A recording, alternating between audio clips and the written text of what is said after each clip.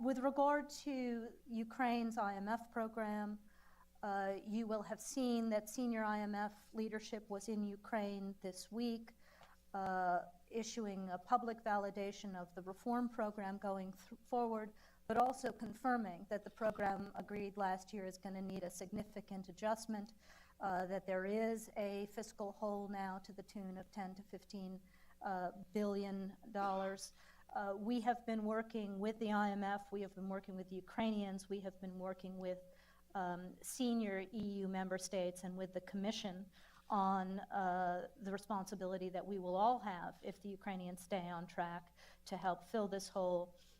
We anticipate that the IMF will come forward with formal conclusions relatively shortly.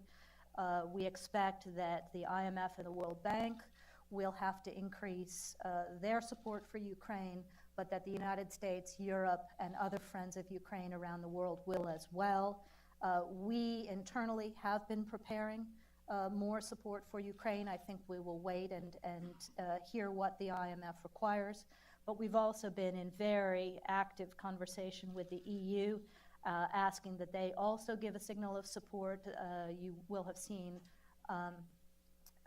President Juncker come forward saying that there is a need now and beginning to get EU member states ready as well. But again, this has to be pegged to implementation of reform. It has to be pegged to President Poroshenko, Prime Minister Yatsenyuk, the government, the Rada, and the Ukrainian people meeting their commitments to themselves, to the international community, to get it right this time in terms of corruption and in terms of really liberalizing the economy and making it better integrated with Europe and better integrated with the world system.